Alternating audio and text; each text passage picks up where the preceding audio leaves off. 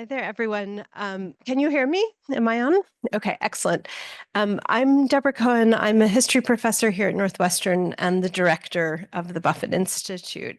And it is such a pleasure to welcome Anne-Marie Slaughter, who is the CEO of the think and action tank, New America. So I'm going to introduce both our distinguished guest and her distinguished interlocutor, and then I'll turn over the conversation to them. And they will talk. There'll be time for Q&A at the end, and then we obviously have a reception set up in the back. Anne-Marie Slaughter's expertise and her interests are extraordinarily wide-ranging. She is both a distinguished scholar of international and comparative law, as well as of foreign policy and public policy, and an advocate for the crucial role that human connections play in allowing both individuals and societies to thrive. A lawyer and a scholar of international relations, she served as dean of Princeton's School of Public and International Affairs. She was the first woman to lead policy planning in the State Department.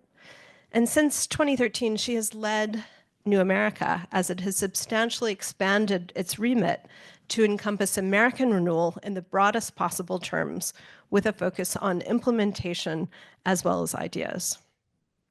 In her many books and articles, Slaughter has explored subjects including international law, global governance and democracy, the economies of care, and gender. She manages to combine fields of inquiry that are usually considered quite separately, whether that's states and networks in her visionary book, The Chessboard and the Web, or her redefinition of care as the basis of a new sort of collective action, as in last year's Daedalus essay. She always makes for stimulating reading and listening. To name just a few of the prizes and honors that she's been awarded: the Berlin Prize from the American Academy, the Knighthood of the French Legion of Honor, honorary degrees and doctorates in Europe as well as in the United States, and election to the American Academy of Arts and Sciences. Joining Anne-Marie Slaughter in conversation this afternoon is Karen Alter, the Norman Dwight Harris Professor of International Relations as well as Professor of Law. Among the many subjects that she has written about in her 7 books and 70+ articles are the legitimacy and authority of international courts, global capitalism and the law, the politics of backlash, the European Union's legal system, and multilateralism. So we're just delighted to have you here and really looking forward to the conversation. Is this on? So it is so delightful to welcome Anne-Marie Slaughter back to Northwestern. Anne-Marie was on my dissertation committee, so she and I go way, way back. And I'm going to introduce an additional biography of her because it peppers the kinds of questions that we're going to talk about today. So Anne-Marie was an undergrad in public policy at Princeton, and then she went on and did an MPhil and a PhD in international relations at Oxford University, and she's married to an international relations scholar. Between the undergrad and the MPhil and the PhD, she did a JD at Harvard Law School. At Harvard Law, she worked with Abraham Chase, who is a very famous international lawyer who has since passed on. And I believe, looking at, I think, your Wikipedia page, you helped him on the Nicaragua case, which was when Nicaragua sued the United States in front of the International Court of Justice for the illegal use of force, and Abe Chase helped Nicaragua defend the case, and Anne-Marie Slaughter was a student working on that case. She then became a law professor with a PhD in international relations, was part of a cohort that firmly believed in the democratic peace, the possibilities for an international, liberal international order. She wrote an article in 1995 theorizing that in a world of liberal states, international law could be maximally effective. She became president of the American Society of International Law in 2003. She's never been afraid to take controversial positions. I'm going to put a couple in front of her. In 2003, she wrote an op-ed suggesting, as president of the American Society of International Law, that the United States had legitimate reasons for circumventing the UN and going to war in Iraq. In 2005, she not quite okay. In 2005, she supported the principle of responsibility to protect, which is the idea that certain countries can use sovereignty as a shield, can misuse it, and that when they misuse this sovereignty, the international community can have a legitimate right to intervene on behalf of the people. She was dean of Princeton's public policy school, and while she was there, she helped create their versions of the Princeton principles. But the Princeton principles that they were trying to imagine solutions to world problems, convening a group of people. She's always been interested in trying to figure out how you create solutions to world problems. She became the first woman in the position of director of policy planning in the State Department. So she's been a lawyer and a policymaker and a leader. And also a mother of a Northwestern alumni. Like clearly my most important credential. Okay, so I'm giving you context. I'm going to ask her two big fat questions that have sub-elements, and then it's up for you guys to ask questions. So we're leaving a lot of time for that. And the questions, given this international law background, we're in a hard moment, a very hard moment, but you've been engaged in international law for a very long time. So I wanted to know first what brought you to studying international law, and then how you think about this hard moment, because we've had hard moments before. Great. So first of all, thank you for both those introductions. They were wonderful. I was sitting there listening to you thinking, I wish my kids, including the Northwestern alum, could hear this. uh, so I studied international law, and I'll get to how I then taught it, because it was, I thought, my route to the State Department. So I've talked to a number of you this afternoon about wanting to be in foreign policy. I have to back up and say my mother is Belgian, my father's American, I'm the product of an international affair. I really did always go between cultures because I grew up in Virginia, suburban Virginia in Charlottesville, and then would go to Brussels in the summer, and people spoke French and they lived really differently and they ate differently and much better, I should add. So I was always interested in the world and studying international relations, and I thought I wanted to be in the State Department. And the way you got there in the 1980s was to go to law school and work for a firm and then go to Washington when the partners from that firm became assistant secretaries of state or secretary of state. And as I was saying to several of you, until from 1875 to 1941, every single Secretary of State of the United States was a lawyer. So this, and indeed that we talk about lawyer statesmen or statespeople, but it was statesmen. And so this was, I thought, the path. And I studied public policy as an undergraduate. And then, to your point, I read Abe Shays's book on the Cuban Missile Crisis. And I still think it is the single best account. It's a monograph. It's barely 100 pages on how international law shapes international politics I've ever seen. Because international law is not enforced generally. But in this case, you know, calling what the US did with regard to Cuba a quarantine rather than a blockade made a huge difference. A quarantine was legal when pursued with other members of the Organization of American States. A blockade would have been regarded as an act of war. And so it's a book that is very realistic about the power of great powers and of politics. And we were on the brink of nuclear war, and Abe was very hard-headed, but he also had been the legal advisor in the Kennedy administration who had crafted all this. And that sent me to Harvard Law School to work with Abe, and I did work with him on the Nicaragua case and many others. I then taught international law. I discovered I didn't want to practice international law in a big firm. I didn't particularly like big firm law, and I ended up in academia. But international law then, and I'll come to the rest of your question, is something that it's easy to ignore or make fun of. It's a body of law created by states through treaties or through their practice. It's evolved over centuries. It in many ways had its heyday in the 20th century, first after World War I and then after World War II, where states had fought such terrible conflicts that they were willing to come together and sign treaties to put themselves under the collective judgment of other states. But still, there are no international police. There's, if when Russia invades Ukraine, as we have seen, the international law didn't stop it, and the UN is not doing anything. And it's always possible to find many examples of where international law doesn't work.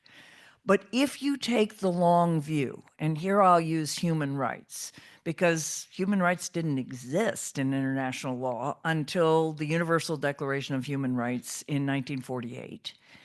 And even then, it was a declaration. A group of nations, all the nations of the world signed on. I mean, Eleanor Roosevelt chaired the committee that had people from all different civilizations and countries. You didn't even get treaties until the 60s. And I went to college when Jimmy Carter became president and announced that the United States would include human rights in our foreign policy. And a lot of people laughed, and some people still laugh. But from 1976 to now, we have departments of human rights. We have human rights embedded in the United Nations. It does guide U.S. decisions. I've been in conversations in the State Department where the debate was to whether the president should meet the Dalai Lama. Should we support the Dalai Lama? They're really important considerations. So I do believe that, and as a professor of international law, it is a kind of crystallization of the aspirations of human beings in governments that over time, has it prevented all war? No. Is there much less interstate war now than there would have been in the 19th or 18th or 17th centuries? Yes. Are there more rules of the road that guide important areas from the environment to tech to, again, human rights? Yes. So it's an important body of rules, but it's also something that you have to pursue with a combination of faith, I would say, as much as expertise. So you have this long history of both studying and working with international law. It can feel like it is falling apart. As Yes. you said, Russia has invaded in the use of force and might even be getting away. And what is international law if it's not a prohibition on the use of force? It looks like human rights violations are going unpunished. I'm picking on the elements of what we call the international liberal order, and the free trade system seems to be falling apart. But you've seen turbulent times before. And so I'm just wondering how to think about this moment. I think we think about this moment in two really important ways. One is that the powers in the world are evolving such that the former colonial states, I don't like the term global south. I just don't think, I think all the geometries are crazy. The West includes Japan, right? And South Korea.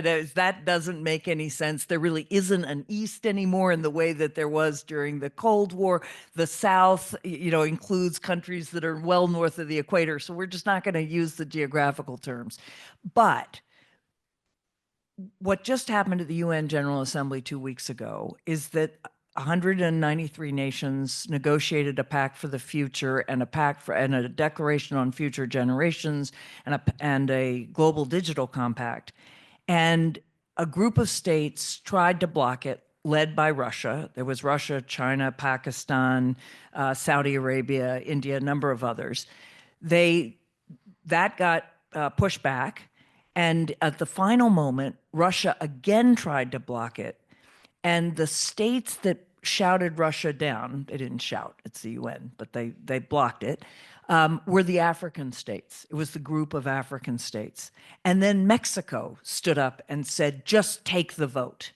And what you are seeing right now is a group of middle powers. So obviously they're the BRICS, Russia and China, but no, India, South Africa, Brazil, those states plus all the members of the G20, Saudi Arabia, Indonesia, Argentina, and in Africa, South Africa, Nigeria, Egypt, but also lots of smaller states. I mean, Singapore plays a really important role. Costa Rica plays an important role on environmental issues, as does Slovenia.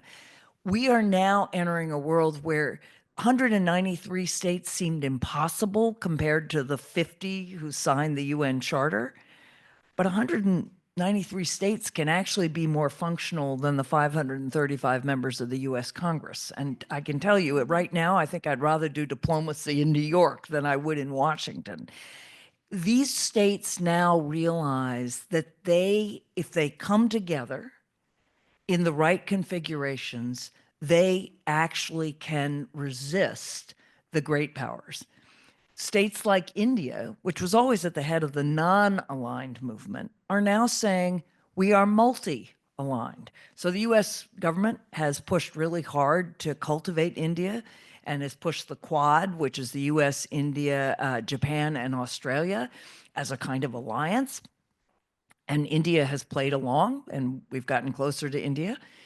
And then Russia invaded Ukraine, and India kept buying Russian energy. In fact, it increased its supplies of Russian energy. And General Petraeus, who was a four-star US general, asked the Indian foreign minister, he said, you've got to choose. You know, you're a member of the Quad, and now you're buying oil from Russia. You've got to choose. And Minister Jaishankar said, General, we have chosen. We have chosen India. And that is really important. That are countries, and India is not alone, that are saying we are going to pursue our own interests. We are not going to line up with you against Russia, against Ukraine, in part because we think you're hypocritical and you're not paying nearly enough attention to Sudan and other conflicts, and now Israel, Gaza, but in part because we have to pursue the needs of our people. So that's the first really big change.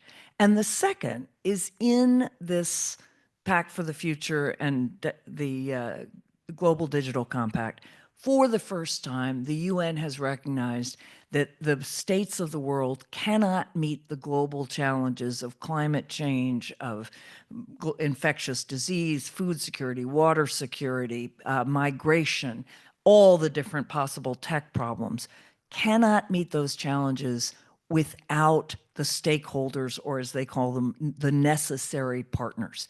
And those necessary partners are non-state actors. I call them global actors, but they include corporations, civic groups, universities, philanthropies, scientific groups, faith groups.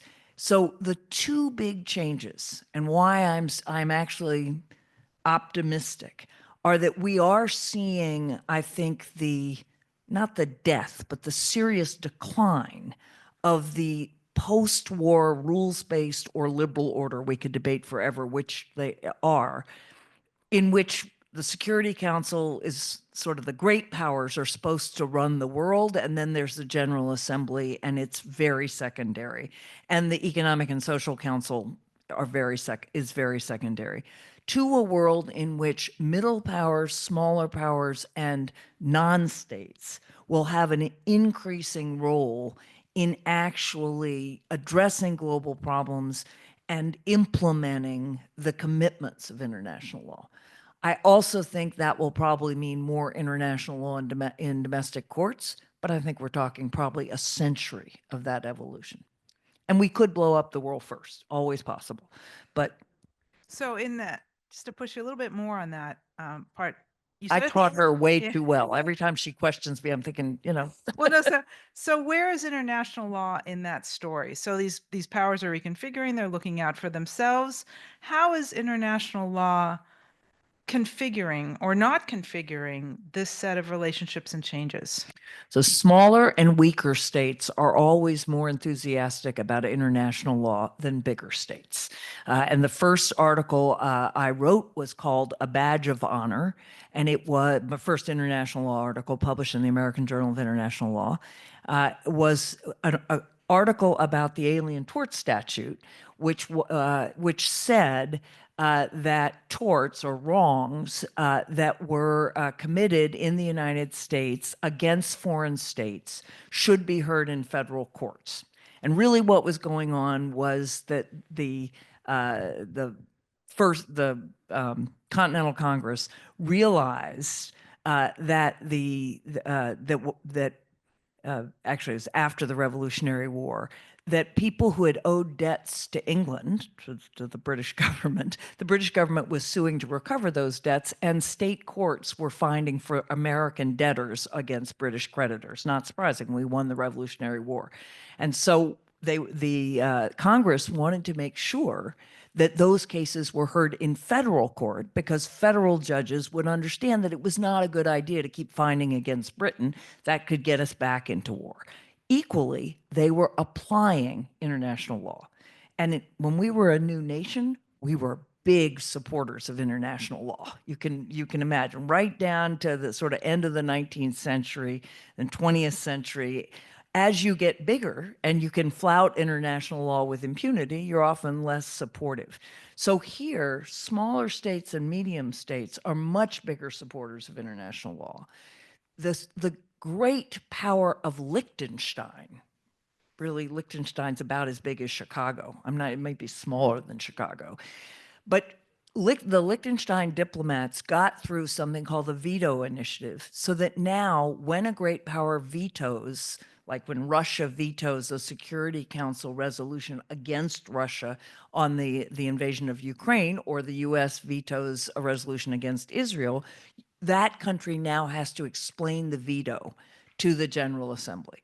So that's just one example of where, again, the majority of the world's states are going to try to uphold international law against the big powers. That's why the US got out of the WTO, because the appellate body kept finding against the US.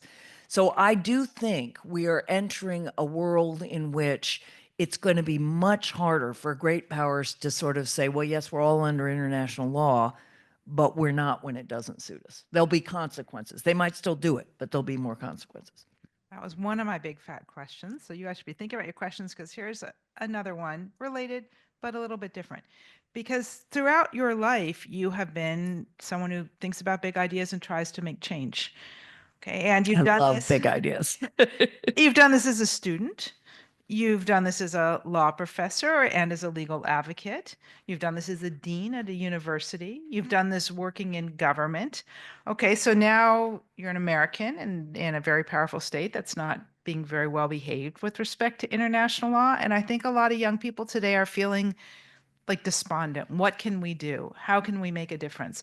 So if you think, and you're a mother too, so if you think about these different hats that you've worn throughout your life, how do you think about how do you, let's pick international law, but you can pick a different topic if you want, but how do you then try to make the system work?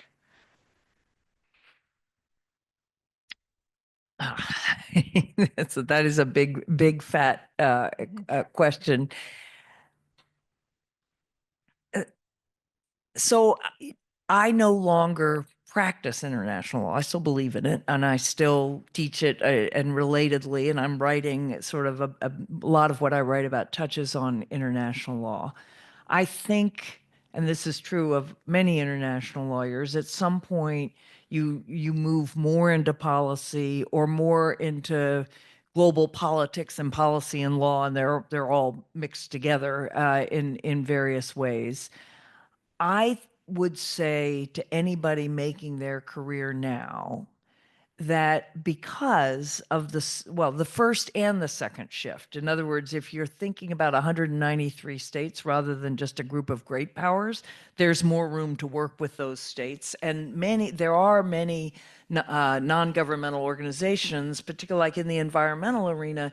There are plenty of lawyers and policy and environmentalists working with small island states who can never represent themselves effectively in the same way that the United States can, or in the same way a medium power can, but they have rights in the international system, and those rights are really important if you're really concerned about climate change. Just one example.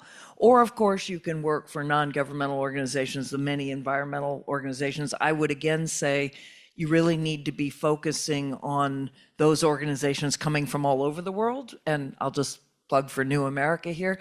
The New America, which in your generation, speaking to the students here, your generation is the New America, because there is no there's no European American majority in your generation.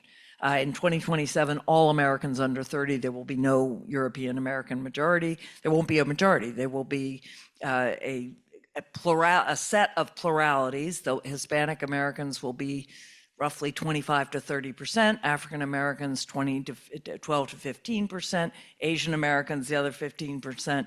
And so think about all the ties that America has to the world, because we reflect the whole world. So if you're thinking about a career in international politics or law, you can be thinking, as I was connected to Belgium, to Europe, that's where my family comes from, you might be connected to Nigeria, you might be connected to Sri Lanka, you might be connected to Indonesia, they're kind of, not to mention all of Central and Latin America. So again, I think that shift where states and all the other global actors are going to be responsible for addressing global problems gives you much more room. International law may well look much more like an amalgam of international law, and we haven't talked about the law that's made by regional organizations as well as domestic law. But that ability to work on global problems, I think, is actually expanding. Last thing I'd say there, and again, I talked about it with a number of you this afternoon, if I were interested in global issues right now, I might well go down to the mayor's office in Chicago, in Los Angeles, in New York, in Miami, cities across the country, because the front line of climate change, infectious disease, and migration are often cities. And they increasingly have office deputy mayors who work on international affairs, or governors who are also thinking about these issues and are connecting to other governors. Those are my two big fat questions. Deborah, give me some guidance, because it's hard for me to see people who are raising their hand. I can go up to the podium, or you can do that. So we have an online audience as well, which means that we need you to wait for the microphone and to ask your question. If you could introduce yourself, I think Emery would appreciate that, and then ask your questions.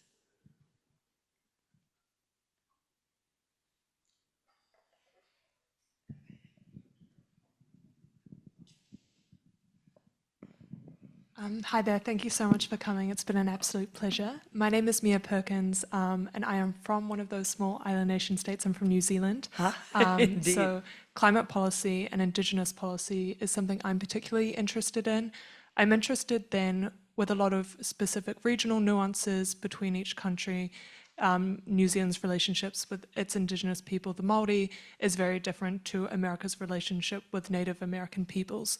So when we're sort of progressing these big ideas, if it's Indigenous policy, climate policy, how do we integrate both specific nuances without making sure that they get lost within the big realm of international law? Yeah, that's a great question. And really, New Zealand, and then I think Australia, and then Canada, and then the US, all three countries and others have really taken the lead on engaging with their Indigenous populations in a way that the US has followed. It's really been, to me, quite striking. The first time I heard a land recognition was actually in Tanzania, in Tasmania, not yet New Zealand, but getting closer. So I think that you've been at the forefront also of helping many nations realize that we have to turn to Indigenous traditions of stewardship to understand ways of thinking about our relationship to nature more broadly over time, because of course Indigenous peoples managed to steward the environment over centuries.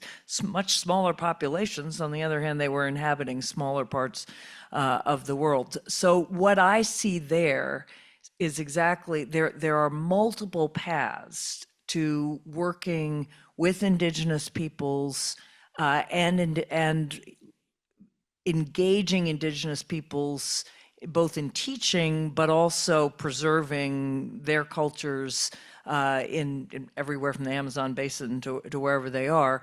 You can do that nationally.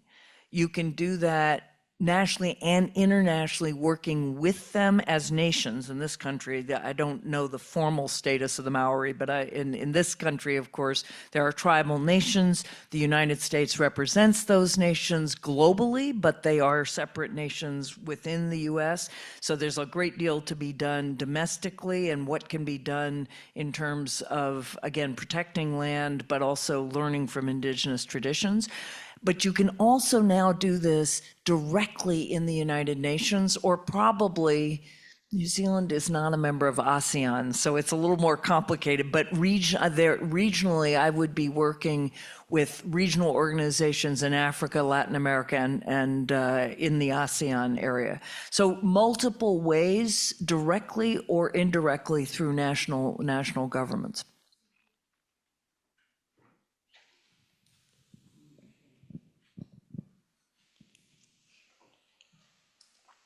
Okay, thank you. I'm Richard Joseph. When I think of countries and areas of the world where there are a lot of people dying and a lot of destruction taking place, the Middle East, Ukraine and Russia, Sudan, just to put those forward. And if one were to say, where is international law in relation to what's, amazing amount of destruction taking place? So again, I think that the twin crises of the Russian invasion of Ukraine, the war in Gaza, and those two, more than Sudan, disgracefully, really, because what's happening in Sudan is enormous and has been happening off and on now for a long time. But this particular war has gotten far less attention. I think that is part of the undoing of the post-1945 liberal order, which during the Cold War, was always jammed up, not always, but you had to pass the Uniting for Peace resolution even with Korea because it was stalemated at the Security Council level. Then you have a period in the 90s where that's not true. The Security Council is acting, although again, selectively often. But I think these two crises are so enormous, and the destruction and the deaths and just the horrors of those wars, which we can all see, that's precisely why I think the UN is either going to really reform and will reform in ways that push. I don't know that Security Council formal reform will ever happen. I'm pretty certain that if it doesn't, you will simply get more bypassing of the Security Council to the General Assembly, and you will get more action. That said, and I'll take Sudan here, if I'm at the Security Council, I would be looking to the African Union first. And indeed, Africa has pushed really hard on not constantly intervening from the UN level, because it's been easier to intervene in Africa because there isn't an African state on the Security Council that has a veto. And yet the African Union is not acting. And so and that's an example of situations in where the politics simply stalemate in action under international law. And I think that will always be true. But I don't think that means you give up on international law. I think it means you recognize where it's worked, where it hasn't worked, and what would that take. So part of that might be much better peacekeeping. Part of that might be turning to the African Union and saying to the African Union, either you act or we go to the General Assembly if the Security Council won't act. Part of that might be to then think about, well, what is the, what do we do when in cases of civil war, knowing that Sudan itself might simply object because we're not supposed to intervene in civil wars. So I'm not denying the crisis of it. I think it is a catalyst for the kind of change I'm seeing. But I also don't want to stand here and say we're going to ever get to a world of international law that will work the way domestic law does when you sort of you can send in the police. And that, there is no moral justification there. It's simply a fact.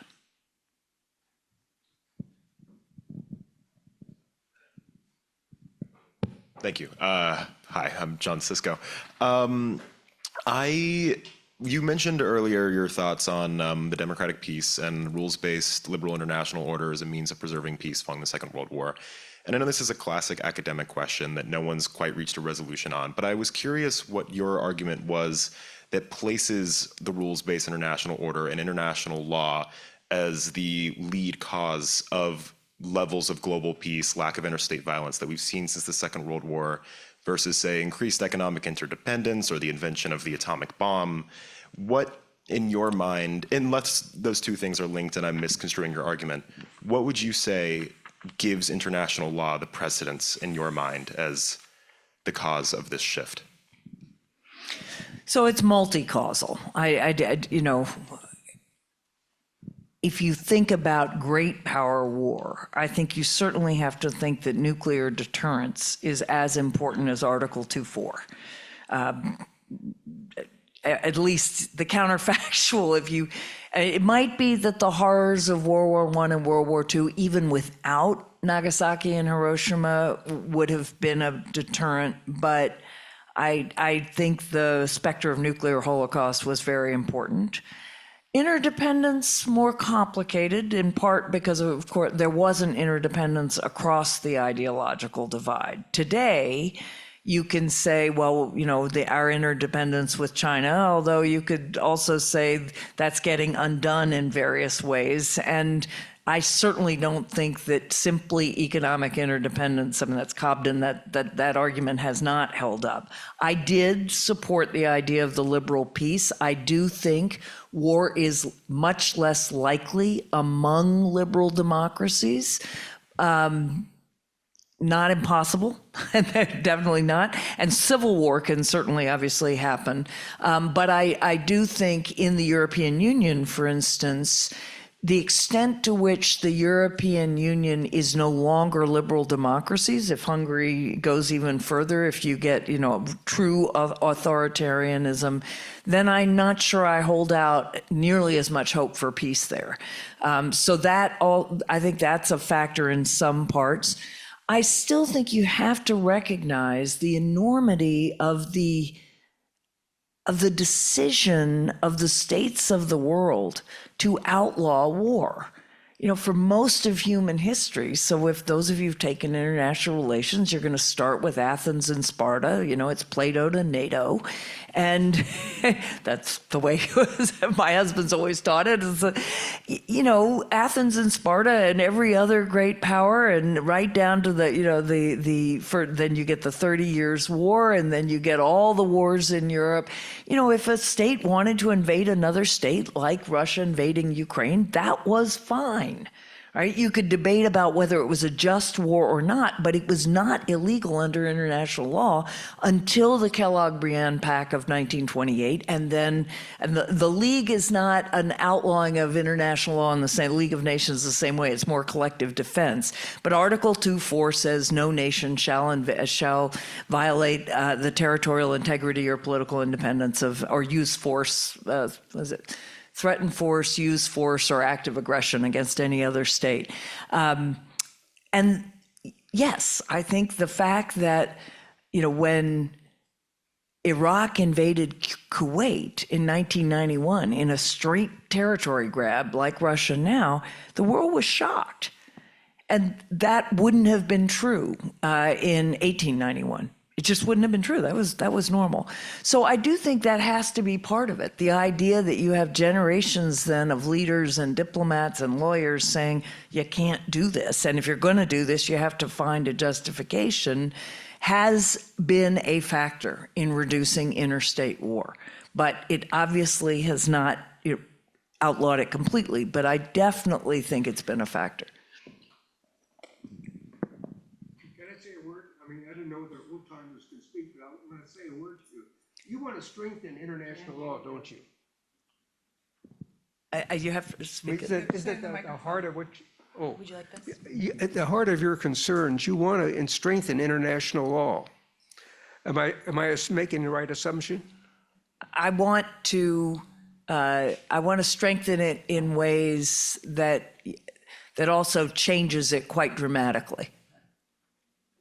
That's part of what I'm talking about with different states, but also with non-state actors. It will look very different in my world of a world in which law, just law generally, has more purchase. That will be a world in which it is no longer a body of rules that only affects states and that is made primarily by great powers. I see.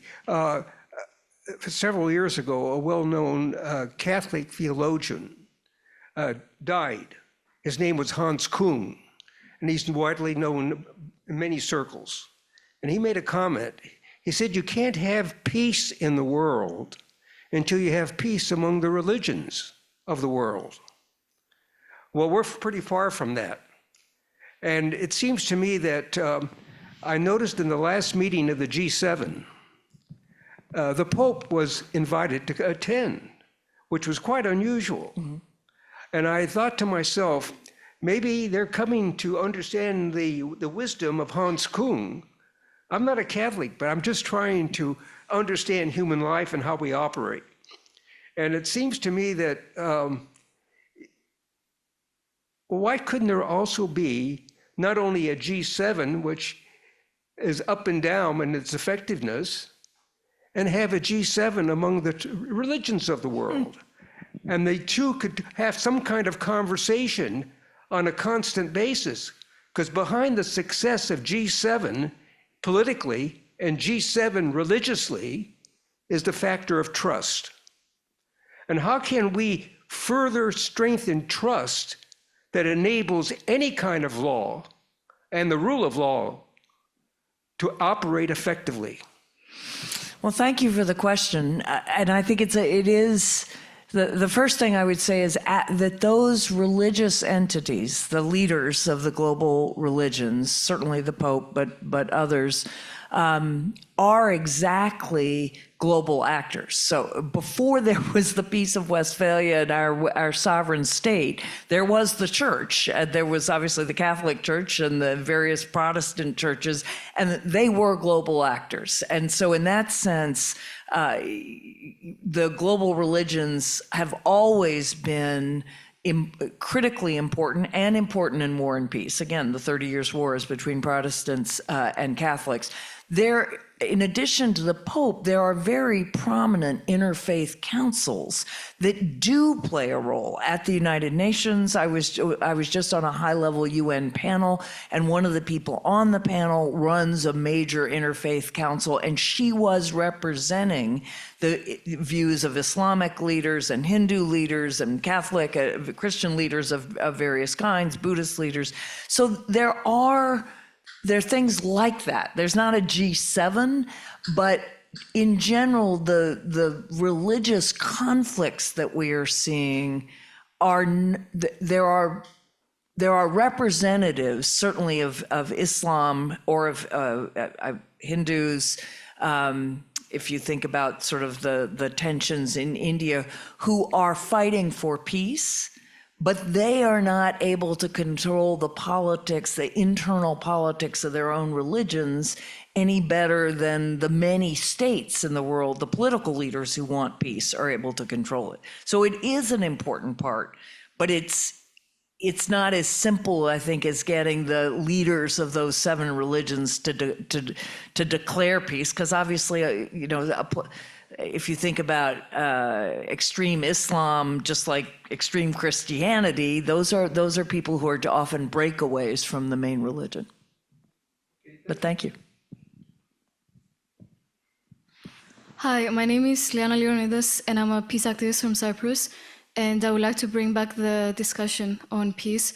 Often when we think about peace and conflict on a global level, we think about inflamed conflicts, for example, currently in Ukraine, Gaza, and we tend to forget the fact that conflict goes on after these conflicts go out of the news. For example, in Cyprus, the conflict has been going on for more than 50 years, and the intergenerational wounds from the last war are still very much felt.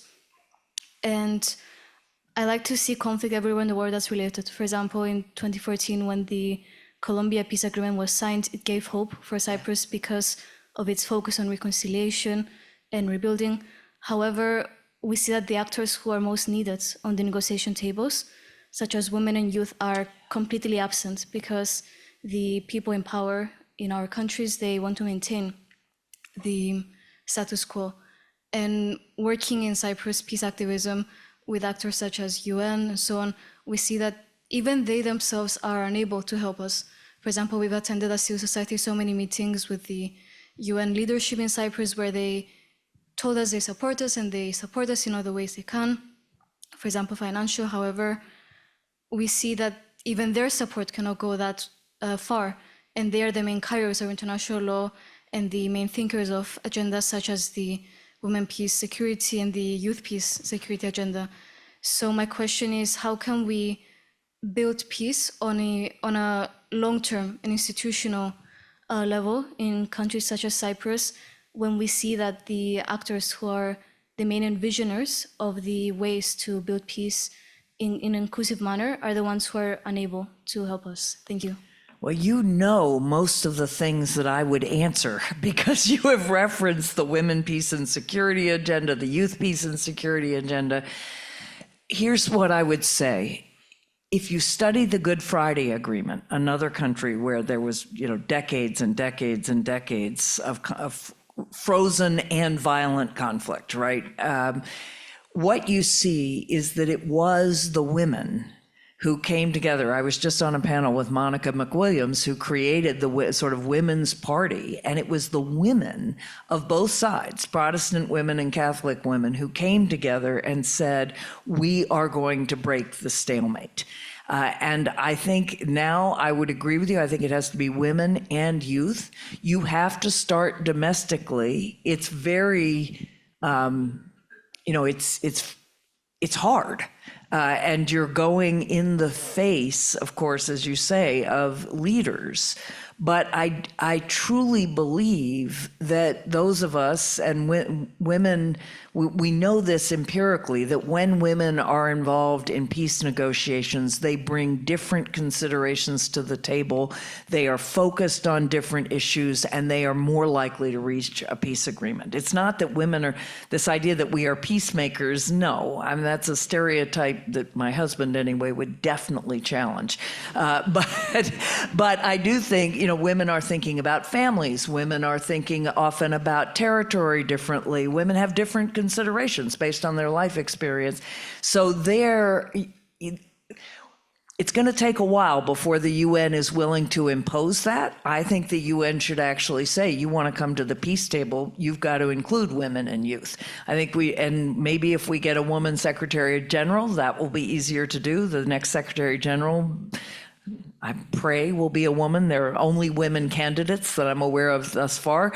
But if that's true, she will have to fight the United Nations as well, and it's a big bureaucracy. But I think that you have to find different groups who can break out of the existing status quo and the vested interests in conflict. This is true, I think, in Gaza and the West Bank as well. Very, very hard and very hard right now. But I think if you got women and youth engaged, you would have some possibility at greater progress. Also back actually in Sudan. So I think that's our best hope. Can I take the prerogative actually of the chair and say that our initiative for undergraduates this year is going to be built around international diplomacy. Great. And I'm wondering So there's peace building as it were on the ground, but I'm wondering, how would you conceive of the role of international diplomacy going forward, thinking especially about intermediaries rather than people who have firsthand experience of the conflict? And what would you advise as we move into the world order that you hope that exists? So this builds on this question. The world I grew up in was a world in which peace and war and whatever was in between, those decisions were made by men, by white men, not only if you were global, but a small number in back rooms, essentially. And I think you're often still seeing that when you go to the UN and you look at who the representatives are, when you look at regional organizations, partly this is just generational, but partly these are still very hard spaces for women to enter. You know, we've never had a woman president. We had the first woman Secretary of State in 1996. Although I will just say that when my younger son was watching John Kerry give a speech at the 2008 Democratic Convention, it was the 2012 Democratic Convention. He said, who's John Kerry? And I said, oh, he was a senator and a presidential candidate. And if Barack Obama is reelected, he'll probably be Secretary of State. And my son, who'd really come of age, when I was working for Secretary Clinton, but also knew about Condi Rice, said, you mean a man can be Secretary of State? And he actually meant it, which was kind of such a shock. But I do think that diplomacy has to be thought about as actors on behalf who represent a wider range of constituents. And that actually, it doesn't mean that every diplomatic delegation has to match the population in some kind of percentage way. It does mean that you have to have people who have different perspectives. And so we were talking about what happens, and again, there's a lot of good empirical work, what happens when women are at the table. But to go back to your question, you can imagine plenty of negotiations where Indigenous people need to be at the table. I do think youth have to be at the table, and this is something increasingly, I think international, well, at least international organizations recognize. So I think where you have greater diversity within nations, it is easier then to make common cause across nations. And I'll give you a very specific example that is not involving gender or race or religion or other things. But in the negotiations on the U.S.-Iranian nuclear agreement, or the U.S.-EU-Iran nuclear agreement, the fact that you had two scientists, that we had Ernie Moniz, who was our head of the Department of Energy, and I'm going to blank on the Iranian foreign minister's name, but the Iranian foreign minister had been at MIT and was also a scientist. And the two of them were able to come to an agreement that you never would have gotten had it just been the political people. So there's another example there, and that's of course often true on climate. So I do think we have to think about our diplomats less as the kind of traditional pictures of men in frock coats, and much more, and I say that admiring I admire Tony Blinken and I admire the people at the State Department. It's still really quite unrepresentative.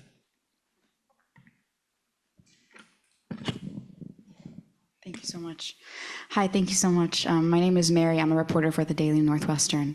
And I had a question mostly about this vision of the new world, this new international law that you see for the future.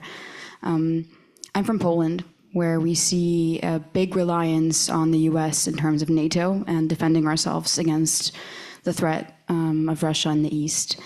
And the general consensus is that we don't really care who wins in elections or what the policy of the US is, as long as it favors us, as long as it protects us, and as long as they keep investing in NATO and trusting that we will fight with them. Do you see a world in which people do not rely on the US as hegemon in the system of international relations, international law, as we're seeing in Israel and in Palestine, as we're seeing in so many other conflicts in the world? Do you think that that aspect of the current situation can change? I definitely do. I think the United States will remain a global leader. I don't think it will be the global leader, but it will be a very powerful and important country, and I hope a country that fights for right, as we define it, as we evolve. I think you can see that, I mean, Donald Trump has said he's going to cut a deal, and he's not going to cut a deal that favors Ukraine. And so if you're European, and the Europeans are, they're recognizing they've got to step up much more. Now, actually, Europe has done more for Ukraine to date than the United States does. The United States has done the most only on military aid, but Germany and Britain are second and third on military aid, and on economic aid and refugees and reconstruction of Ukraine, that's coming from Europe. So already Europe is there, it's stepping up, but it's recognizing that militarily it's going to have to do more. Independent of Donald Trump and the current election, again, the United States has been, for the first 250 years of its history, because 2026 will be the 250th year of the Declaration of Independence, 80% European American. So not surprising that European wars that we have been engaged, we didn't want to be in the 20th century, but we were. And NATO is our biggest alliance. That's a European American, Canadian, North American alliance. But if you think about 30% of Americans coming from Central and Latin America, they're going to care less about a war in Europe than they are a war in Latin America or Central America. That's just natural. It's where your family comes from. It's where your culture is from. And similarly, as we become more Asian American, we are turning toward Asia now as a matter of great power politics, but for certainly the West Coast, but more than that, that will be again where your family came from, what your culture looks like. So in some sense, that America will play a bigger global role because we will be directly connected to the whole world. But I think we will not play the global hegemon role and the global military hegemon role. I don't see that. And I don't think the American people, I think we're hearing that loud and clear from right and left. They're saying, wait a minute, why so much on this war? Look, I support strongly what we're doing in Ukraine. I think it is the right thing to do. But I understand why many Americans might say, why? And given the troubles that we have in our own country, given Sudan, why are we not focused more on Sudan? Why are we not thinking, others would say, no, we shouldn't be doing this, we should be focusing on China. So I tell Europeans all the time, the America of this century, you are not going to be able to count on in the same way that you counted on us in the 20th century. That said, I hope we will always stand up when a big nation invades, when a nation invades another nation against international law. I'm going to take one more question right there, and then we will have a reception. And I actually want to make an announcement as well from the Buffett. Buffett. Hi, my name is Parker Stava.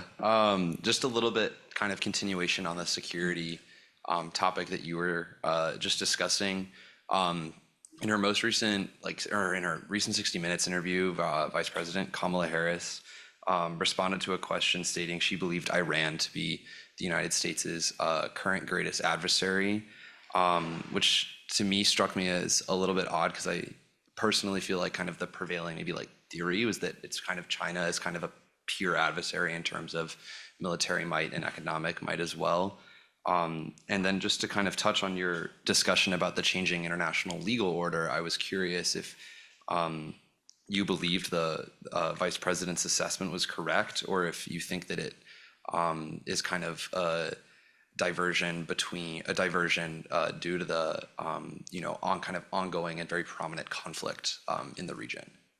So it's a great question. I will say I saw that this morning and I thought I really do want to go back and watch the actual conversation, because if I had to guess, she may have understood the question, or she may have just been thinking about the immediate adversary. I mean, given what is happening in Lebanon with Israel right now, and now discussion that Israel's going to go after the Houthis as well, the danger of that blowing up into a direct Israel-Iranian conflict, and thus a U.S.-Iranian conflict at one remove. Yes, right now, if you are in the White House and in the Situation Room, you're going to be hearing a lot more about Iran than Russia or China.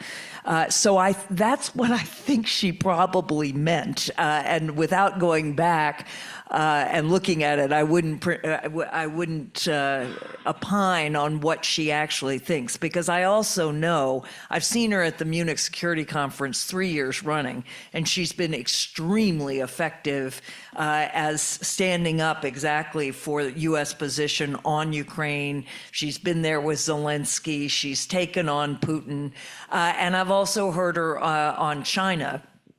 I think, were she president, I expect her to continue the current policy on all three of those nations.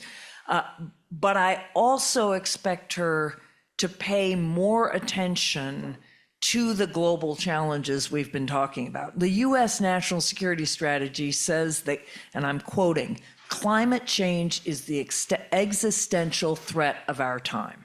That is a direct quote from the 1922 National Security Strategy, and that's after Russia invaded Ukraine. It was supposed to come out in February 22. It came out in October 22.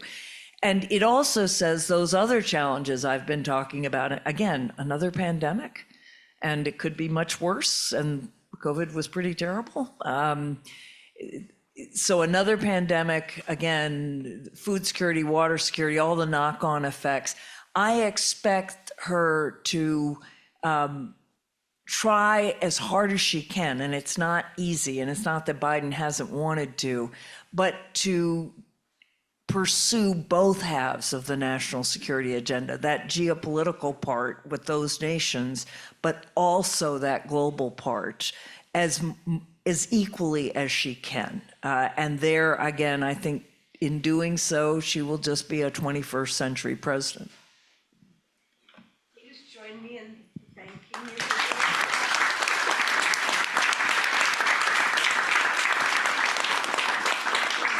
Thank you all.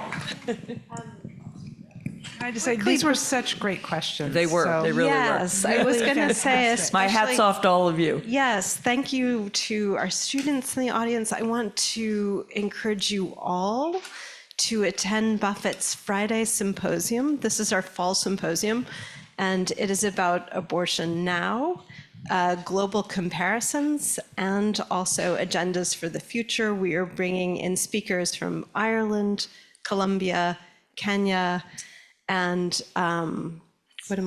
and Poland. Yes, indeed, and Poland, talking about divergences between the U.S. and other nations where abortion law is becoming liberalized, and also talking about abortion as a matter of foreign policy and geopolitics. So that will be happening not here, but in Harris Hall on Friday, and I think there are just a couple of spots to be there in person. So Can I also mention, because you brought up John Kerry, who will be on campus speaking October 22nd. I was just asked to be the moderator. As far as I know, all the questions have to be pre-approved, and they will not come from the audience. But I'm figuring out what it means. But I'm working on some questions to have him speak to issues on this time. I don't know if he'll be as flexible and open and willing to take the hard questions as Anne-Marie has. We will see. But that's another opportunity. yes, we can get her a drink now, I would say. Thanks so much, and please join us for the reception in the back.